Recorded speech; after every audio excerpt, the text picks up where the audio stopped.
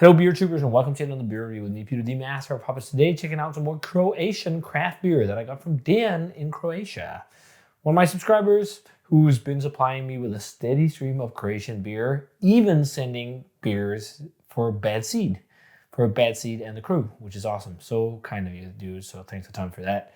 And I've been a bit behind with some of the beers. He knows I have a lot of stuff to review often.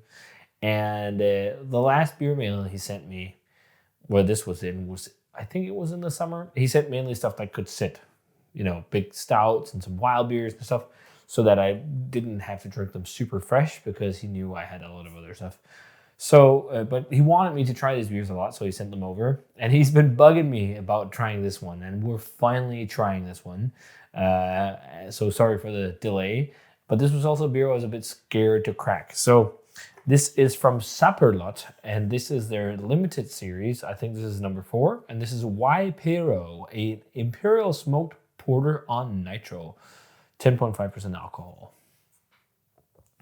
So why this scared me is because Dan has drunk this a few times. He thinks it's amazing. I think he said 6 in the email. So it's a beer he really enjoys. But with it, he sent me a few videos of it being very aggressive. The can almost, exploding when opening it, and that was kind of what looked like was the case with this one, because it was starting to bulge up a lot. I was like, oh, re-fermentation in the can or something. But it actually managed to be a beer I could just open. That's why I had this glass as well. It poured like crazy, just foam. So I poured in here. All foam, had to pour it into a pint glass as well, just to actually be able to drink something. But now the head has settled. But what's weird with this one, because he told me about this, I did not dare to shake it or anything. Usually with Nitro in cans, which is not like Guinness, and with the widget, you have to like shake it to activate the Nitro. I did not dare do that too aggressively, because this was a beer that he sent me pictures and videos of like almost exploding out of the can, although it was really good. So I was a bit gentle, but still, like, first pour was like, there's a foam everywhere. So I wonder if it's because of re-fermentation in the cans, because it was also bulging, or maybe it could be because it's a carbonated beer that's then served Nitro, or maybe Nitro it's dosed with too much Nitro. I don't know. It just scared me a bit, because the first beer I had from these guys was a lager that was infected. So I was a bit like, when I was opening this. But let's see, it does not smell infected from here. So pours a jet black color in the glass. Tan, beige looking head on there. Let's check out the aroma. Yeah, I could smell this going into it. The smoke is very apparent. Very, very intense smokiness. It's both charry and a little bit meaty. I think it could be like a beechwood smoked malt or something like that. I don't think it's peat, because it doesn't have that sharpness of peat and like dryness. It seems full and meaty. There's definitely a lot of smoke to it. There's also a lot of licorice, a lot of muscovado, a lot of molasses. And there's none of these things in here. I think it just says it's water, barley malt, yeast, and hops. So no weird things. It's an unfiltered, hazy, unpasteurized beer. Yeah, it's definitely, I mean, it's black. You can't see if this is hazy, unless there was a lot of yeast in, so it would be brown. But yeah, it smells nice. Licoricey, charry, smoky, slightly meaty. Maybe even a slight vanilla note. It smells pretty good. Let's try Pero. Cheers, and thanks a ton to Dan for the beer.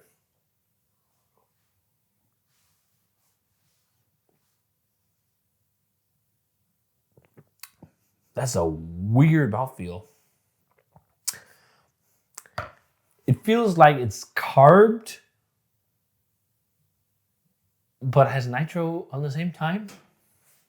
It does not feel like normal Nitro. That's weird. Something's off with the addition of Nitro, and that's why these cans are bulging. It's like, it's foaming up into my mouth, like when I take a sip. It's like kind of overcarved, but it's tasting really good though. It's also too cold because it's a Nitro beer. I want, like, Nitro beers, you have to chill down to activate the nitro when you smash it in the glass, just to make it work. He was bugging me about drinking this. I do not think it's a bad thing that I said on this, because you can feel that this is a beer that has had a lot of edge. It's drinks like a beer that needed to calm down. I think blind, if you gave this to me, would I be able to say that it was a porter, not a stout? No. It definitely has vibes. It just reminds me of a more roasty Imperial stout. And the lines between Imperial Porter and Imperial Stout these days has also been completely blurred. There's like next to no differentiating factor almost. But man, it's heavily carbed. It's died down a bit now, but the CO2 on the first sip was way too intense, I think. But it's really fucking good. I don't understand why Dan really likes this. It's a very rich, smoky, but also sweet, like Imperial Porter. It's a very much a hybrid of different things. There's a lot of modernity in this because it's sweet and it's rich and it's chocolatey, but it's also charry and roasty and smoky, which is what, is maybe a bit more old school. Maybe even a slight vineyard note to it. Like this should have been the first beer I tried from Saperlot, and I'd be like, wow, these guys are making awesome beers, instead of the sour lager, because then I would have had a totally different mindset about the brewery. Like when the first experience you have from a brewery is a bad beer and you never heard of the brewery, never tried the beers, a lot of people will be put off instantly. And it's because it's hard. Brewing is not easy, and things like this happen even for the best breweries. But if you, as a brewery, and people try it as your first, I think a lot of people will write off a brewery. But I'm glad that he's forced me to drink this. Thanks, Dan, because this is really good. This is very good smoked porter. Very roasty. I mean, it's that burnt toasty edge. It's also roasty. Caramelly, almost vanilla sweetness to it. And then like smoke. Meaty smoke. It's really good. I love fucking smoke flavor, and I'm really liking it the more I'm drinking it because the smoke is really settling. It's so rich in mouth coating, and it has the right balance of bitterness and dryness. The only thing is like the CO2 is too high, especially when you just or nitro. I totally think the thing with this is that it's carbonation, so normal CO2, and nitro. It's both things mixed, and that's a dangerous cocktail. I think that's what it is, because nitro does not feel like this in the mouth. It doesn't foam up like CO2 like in the mouth at all. But it could also be a case of this beer when it was just released, it was soft and pillowy, and then maybe a re-fermentation happened because you can feel it sweet. So maybe there's a little bit of oxygen in the can or something, and then the beer started fermenting again in the can and then died down and stopped because it's unfiltered beer, so re-fermentations can happen, and then it built up more pressure in the can. That can happen. But like, it's roasted, it's charry, it's toasty, smoky, meaty smoke. It's definitely some kind of, maybe not beechwood. That's my guess. It's like the Viaman beechwood smoke malt or something like that. Yeah, this is actually really good. And it gets better the more the CO2 dies down in the glass. But otherwise, very big modern beer, pretty awesome. Maybe like a 93, maybe actually 94.